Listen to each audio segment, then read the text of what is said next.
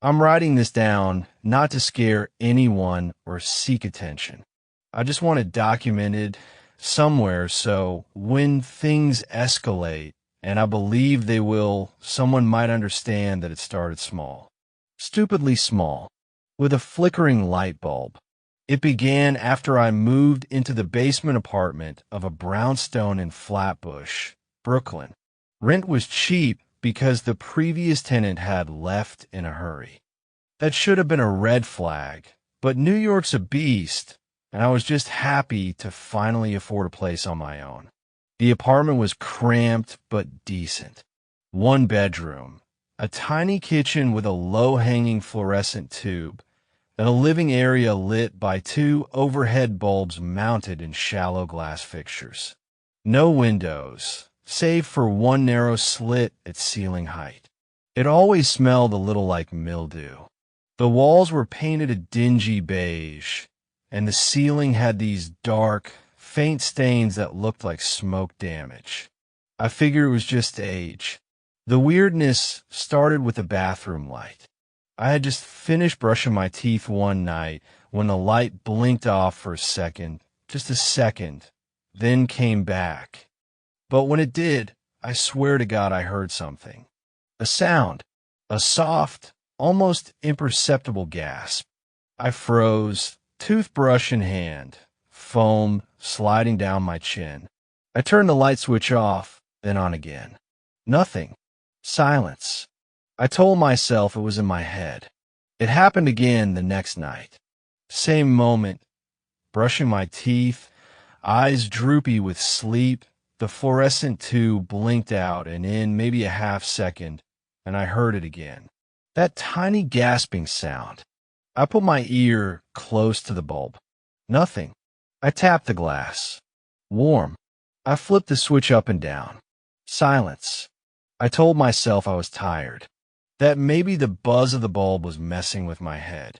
But by the end of the first week, the sound got louder. And it spread. Now the kitchen light would flicker when I walked in. A soft, sudden intake of breath. That's the only way I can describe it. Like someone drowning in silence, gasping through a straw, right there behind the glow. I thought about changing the bulbs. I even did twice, but the sound remained. Even new bulbs would flicker when I stood under them for too long. Then I noticed something stranger. Whenever the gasping sound occurred, my phone would lose signal. Even on Wi-Fi, my Spotify playlist would buffer. Texts wouldn't send. I'd hold my phone under the bulb after one of those flickers, and the bars would drop to 0. I ran speed tests, reset the router, even stood out in the stairwell to check the signal. It was perfectly fine there. It was the light that was doing it. The problem was inside the bulb. At least, that's what I thought until the dream. It was around 2:30 a.m. I had gone to bed early after reading on Reddit about EMF spikes and faulty wiring, telling myself that everything was explainable. That night, I dreamed of the ceiling in my apartment, only it wasn't a ceiling anymore. It was skin. Pale, stretched, veinous skin. The light bulbs weren't light bulbs, they were eyes. And something behind that ceiling skin was pressing its mouth up to the glass fixture. I couldn't see it, but I could feel the pressure. I could hear the gasp. Wet. Hungry. Then the bulb shattered in the dream, and a long, gray tongue dropped out like a slug, slapping the floor. I woke up soaked in sweat. The bulb in my bedroom had blown out. For real. I hadn't changed it since moving in. It wasn't just blown, it had melted. The glass had sagged inward, warped like it had been heated beyond its capacity. I called maintenance the next day. The super was an older guy named Lou who lived upstairs with his wife. He came down with a toolbox, glanced at the light, and said, "Huh, never seen that before." He climbed up on a stepladder, unscrewed the bulb, and peered inside the socket. Lou paused. Then he turned to me with a frown. You burning incense or something? This socket smells like meat. Lou promised to come back the next day to check the wiring in the fuse box. He didn't. I knocked on his door 2 nights later. His wife, Dolores, answered. Lou's sick, she said. Her voice was low and breathless. She kept glancing over her shoulder. Sick how? I asked. She said he hadn't come out of the bedroom in 2 days. That he kept whispering about the lights watching him. That he kept unplugging every lamp, every ceiling fixture, and now insisted on using candles. I offered to help, but she said no and slowly shut the door. That same night, I heard someone on the floor above me, presumably Lou, shouting through the vents. They're in the bulbs. It breathes through the bulbs. A few days later, I noticed a patch of mold spreading outward from the edge of the bathroom ceiling. At first, it was a gray stain no bigger than a handprint. Then it got darker, wet, dripping. I stood on a stool to inspect it. The ceiling felt spongy, not water damaged, not moldy, just wrong. Like it could give way if I pressed too hard. That's when the bathroom light flickered again. Not fast, just once. A blink. And this time, the gasp was loud, audible, right next to my ear. I screamed and jumped down from the stool. When I looked up, there were fingerprints in the moisture on the ceiling. 5 of them, human-sized, pressing outward from inside the ceiling. I stopped sleeping with the lights on, but that didn't help. Now the gasping was everywhere, bedroom, hallway, even the TV. Once the screen went black and I heard that same choked exhale behind the static. I decided to record it. I set my phone on the bathroom sink one night and left the light on. I sat in the living room and waited. Nothing happened for an hour. Just when I was about to give up, the bulb flickered. The air in the room shifted, like pressure dropping before a storm. The phone screen lit up. I walked in slowly. The light blinked again. I reached out to stop the recording, and before I touched the screen, I heard it poo, a breath, deep, wet, right next to the phone. When I played it back, I nearly dropped the device. The sound was there, but not just one breath. Behind it, under the surface, I could hear something else. Let me out. I didn't sleep that night. After the recording, everything changed. It was no longer just a weird noise or a power issue. Someone was inside the light. That's how it felt. Like there was a person or the memory of one pressed into the current, breathing through the glass, whispering out of the filaments. I played the audio for a few people at work. I didn't tell them what it was, just let it run. Most said nothing. One guy, Marcus, gave me a look and said, "That's fake, right? Like a clip from a horror podcast." When I told him I'd recorded it myself in my bathroom, he didn't say anything else. He just walked away. That night, he sent me a message. Bro, delete that recording. I don't know what it is, but I swear something followed me home. He didn't come the next day. I texted him again. You okay? He replied with a single line. There's light under my door, but all the lights are off. I stopped turning the lights on altogether. I bought candles, flashlights, even a kerosene lamp from a vintage shop. But somehow, the gasping sound remained. It began to weave itself into the edges of my hearing, subtle at first, like something hidden in the tinnitus hum you get after a loud concert. At night, I'd lie in the dark and hear it just under the surface. Huh, huh. Sometimes it sounded further away, sometimes closer, like it was trying to match my breath. That's when I started feeling watched. You know the feeling when someone's behind you, staring, even if there's no sound.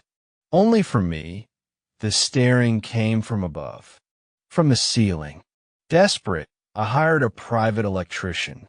His name was Jorge, a guy off Craigslist with decent reviews. He came in with his toolbox, looked around, and asked if I had any specific issues besides the flickering. Yeah, I said, something's in the lights. He laughed at first, but I didn't smile. He spent a couple hours testing voltages, sockets, fuses, wiring. His expression grew more serious as he moved from room to room. There's weird feedback in the lines, he said finally. Like some kind of loop. It's not dangerous, exactly, but it's not natural either. He paused in the kitchen and pointed to the overhead bulb.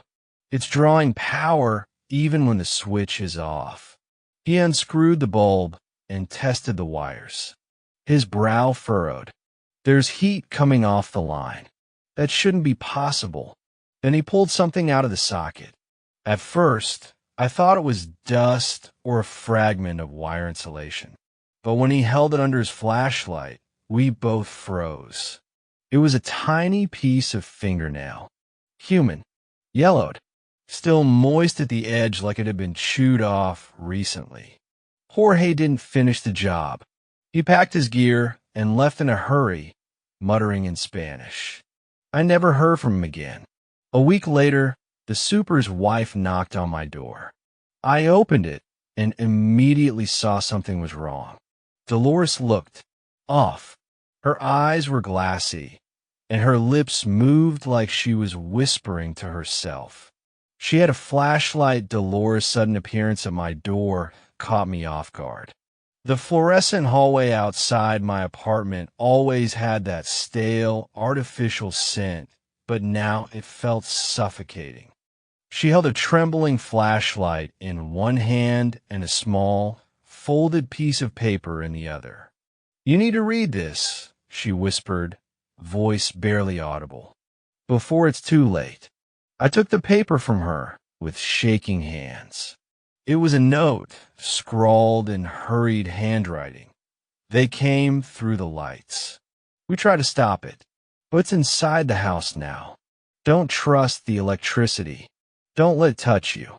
Before I could ask any questions, she stepped back, eyes darting around the hallway like she was expecting someone or something to appear. Then she was gone, swallowed by the shadows. That night I couldn't sleep. Every time I closed my eyes, the gasping sound filled the room, rising and falling with a sinister rhythm. The ceiling light above my bed flickered faintly, and I could swear a shadow moved behind the glass. I tried to rationalize. Maybe the stress was causing hallucinations. Maybe it was an elaborate prank. But the notes, Dolores' visit, the fingernail in the socket, it was all too real. I started noticing things during the day. The light bulbs in my apartment seemed to pulse with a life of their own. Sometimes, when I turned a switch off, the lights would glow faintly, as if resisting the command. The air around the fixtures felt colder, almost icy, and a faint smell of burning plastic lingered in the corners. Worse, the gasping sound wasn't confined to the bathroom anymore. It was everywhere, in the kitchen, the living room, even when I stepped outside near the building's exterior lights. One evening, I was sitting in the dark, trying to ignore the oppressive atmosphere when I heard it, a whisper. It was low and guttural, like someone trying to speak from underwater. At first, I thought it was the building settling, but the words became clearer. Let me out. I froze. The voice wasn't coming from any person or animal. It was coming from the light fixture above me. I grabbed my phone and recorded, hoping to capture proof. The whisper grew louder, desperate. Please. Suddenly, the bulb shattered, plunging the room into darkness. I began researching the apartment's history. The building was old, constructed in the 1920s with a dark past.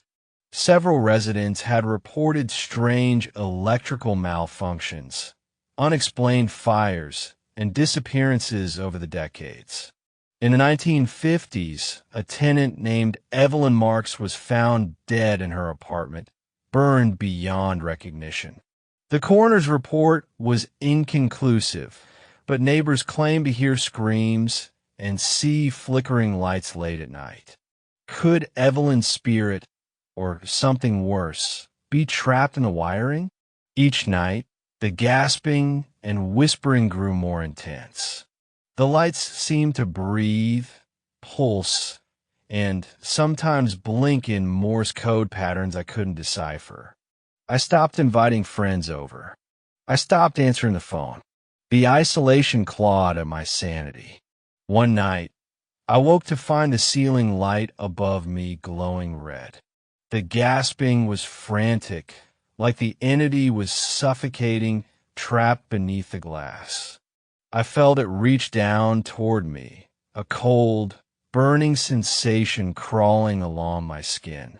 I didn't know what it was or why it was here, but I was certain of one thing. It was alive, and it was trying to escape. The nightmare was only beginning.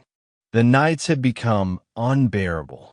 Each flicker, each gasp from the light bulbs felt like the slow tightening of a noose around my mind. Sleep was a stranger, and even during the day, the oppressive atmosphere of the apartment seemed to press in on me. I had started seeing things, or maybe they were seeing me. It started subtly at first. Shadows that didn't match the objects casting them, reflections in the glass that lingered too long, and a persistent feeling that I was being watched. Sometimes when I glanced toward the ceiling light, the glass would shimmer as though a thin film of something moved beneath it, like a shivering membrane. I tried to ignore it, but one night I caught a fleeting glimpse, a shape behind the frosted glass. It was humanoid but twisted, its mouth open in a silent scream, eyes dark voids that seemed to suck the light from the room. The gasp was louder than ever that night, interspersed with strange mechanical clicking noises, like the internal workings of the bulb were grinding against something unseen. Driven by growing terror, I dove deeper into the building's history. I uncovered newspaper articles about strange electrical fires dating back decades. One particularly chilling story was about an electrician named Harold Green who mysteriously vanished while repairing the wiring in the basement. His last known report to his boss mentioned hearing voices behind the walls, but his disappearance was ruled a simple missing person case. I found other reports of residents experiencing similar phenomena, lights flickering in rhythmic patterns, phantom voices whispering through the electrical system, and a sensation of something alive crawling beneath the floors and walls. Determined to find answers, I enlisted the help of a local paranormal investigator named Marcus, who had a reputation for dealing with electrical hauntings.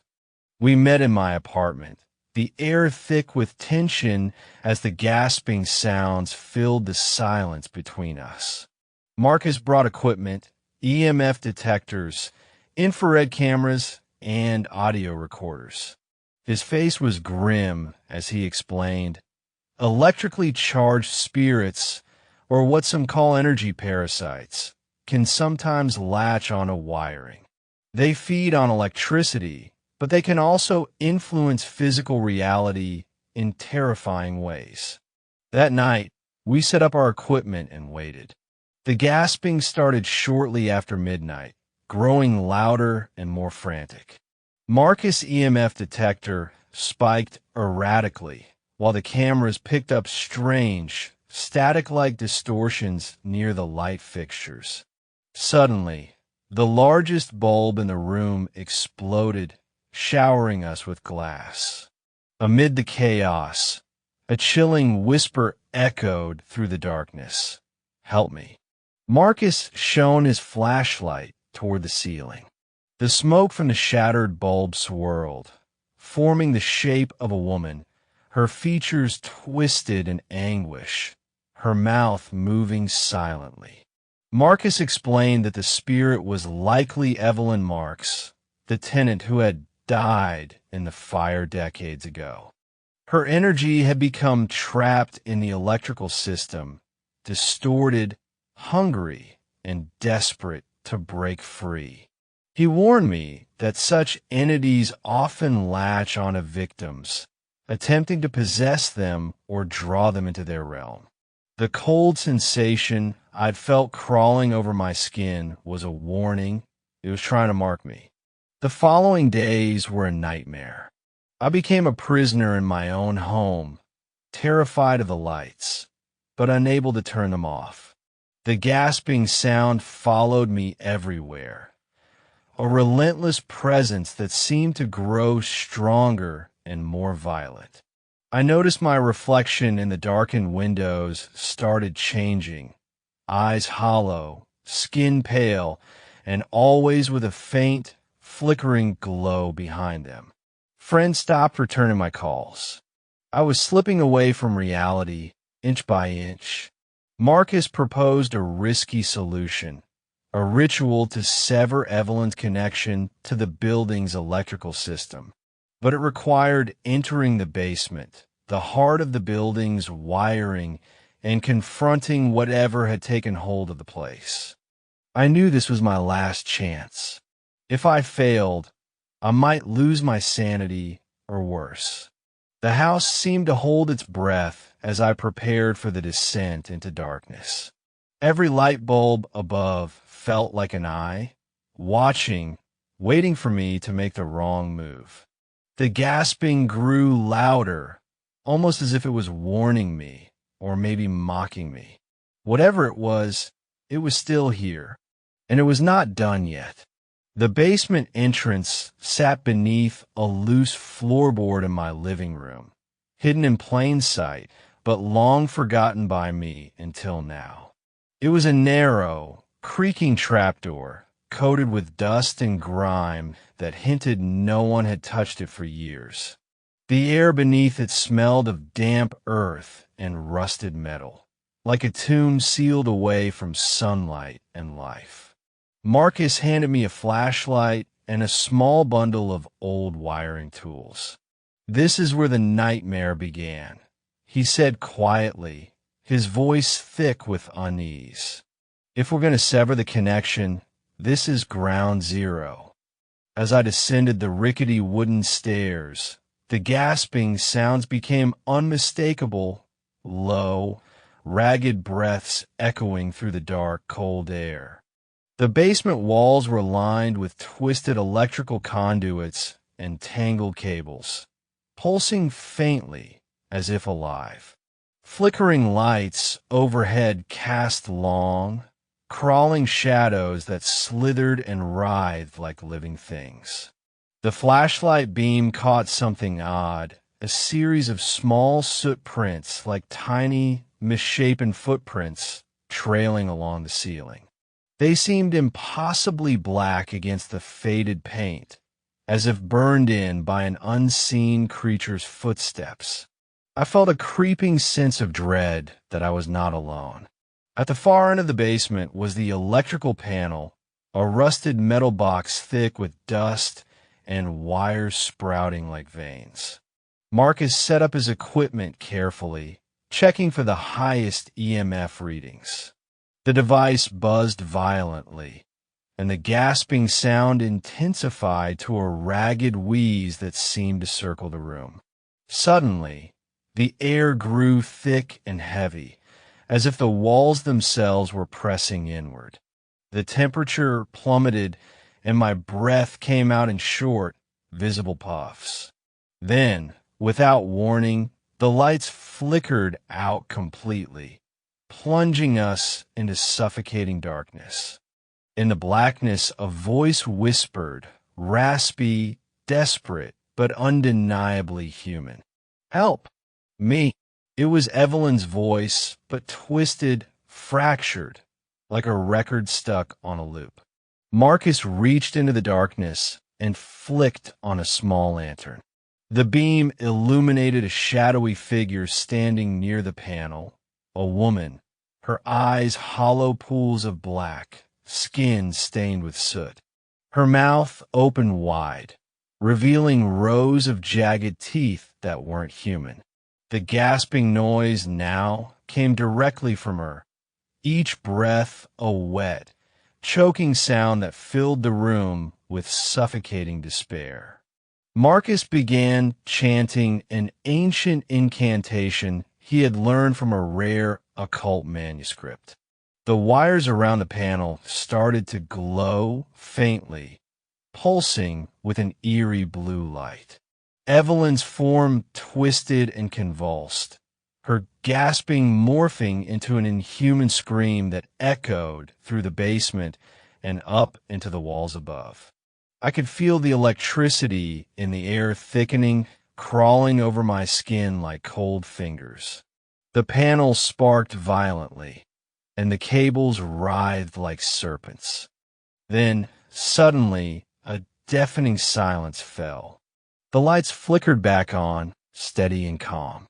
Evelyn's form vanished, leaving behind a faint trace of soot on the floor. The gasping stopped. The apartment felt lighter, as if a dark weight had been lifted. But as we ascended the stairs, I noticed my phone buzzing nonstop. Every notification was a missed call from numbers I didn't recognize. When I checked the call history, the numbers were strange. No country codes, just endless strings of digits.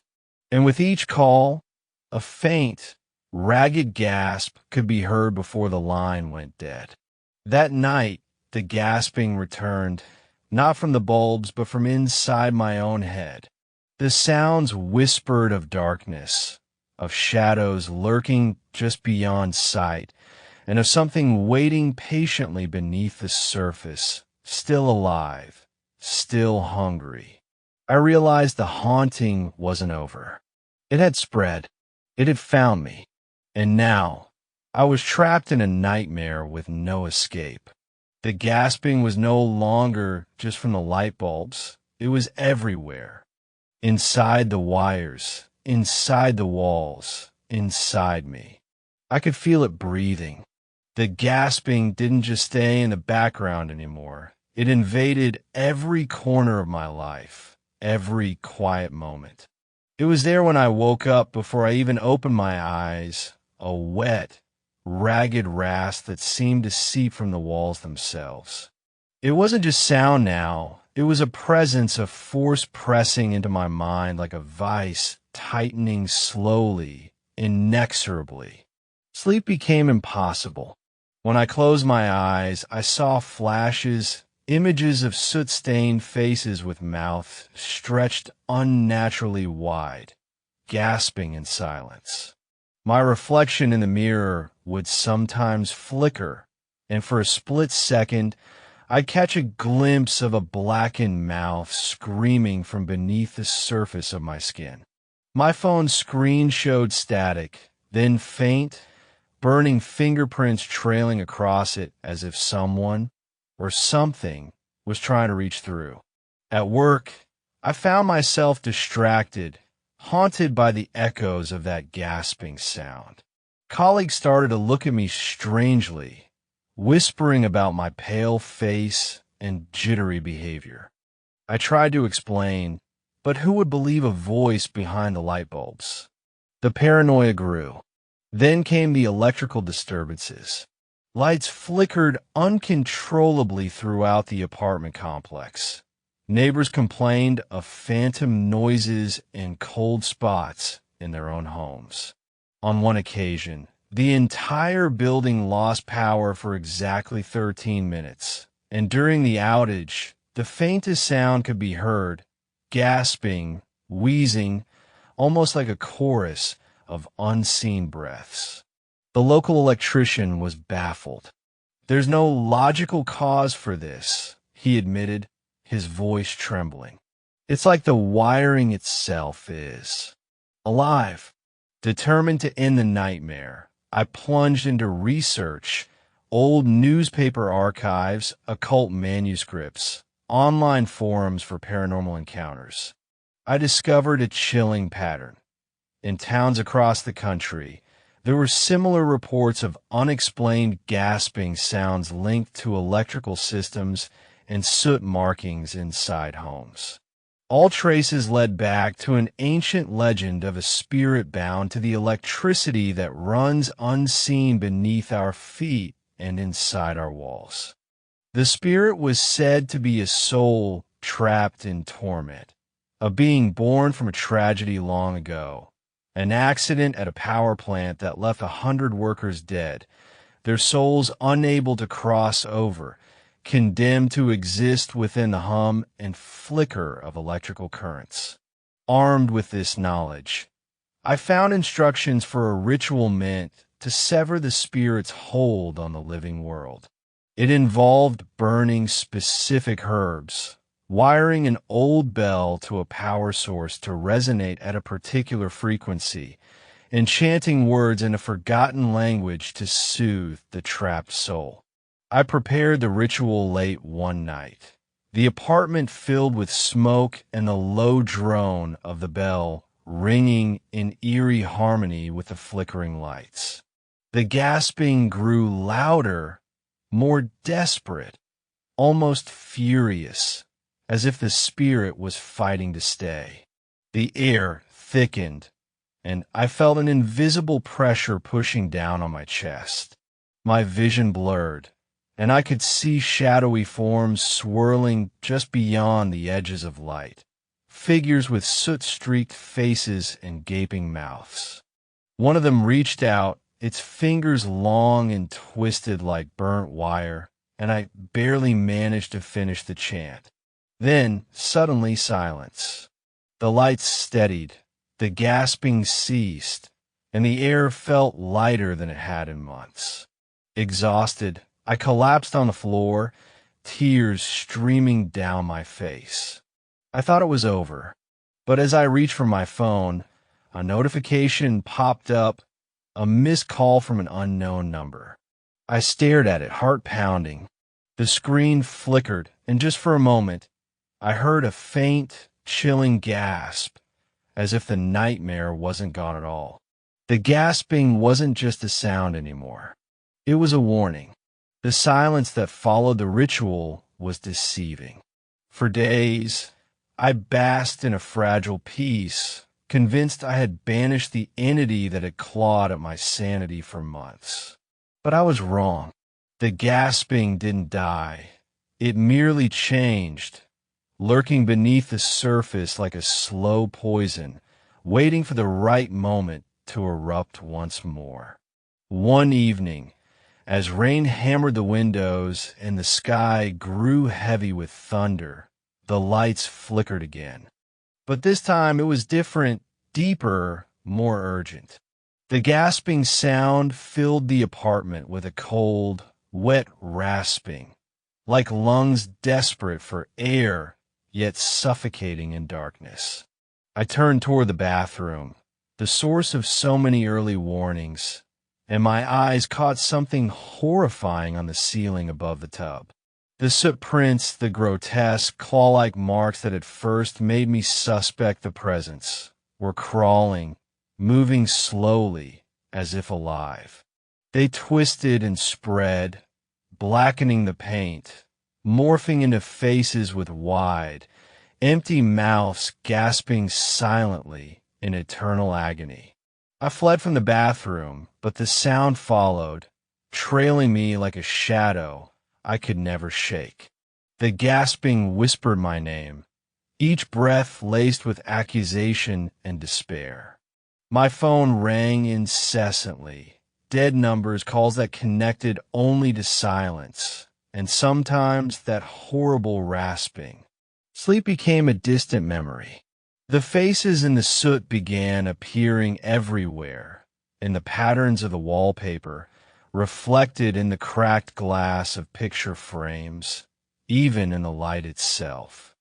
Friends and family started avoiding me, their expressions a mix of pity and fear. The entity wasn't just haunting my home, it was bleeding into my life. Driven by terror and obsession, I returned to the archives, piecing together the origin of this relentless spirit. The power plant accident was no accident. It had been a deliberate act, a massacre hidden beneath layers of corporate silence. The workers had been trapped, locked in a vault sealed shut while the machinery roared to life. Their souls, consumed by fire and electricity, had fused with the very circuits that powered the town. But why haunt me?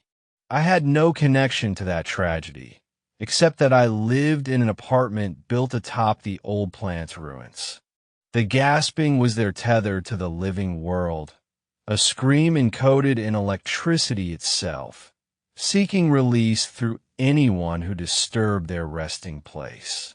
On a night when the city lights flickered and dimmed, I confronted the entity.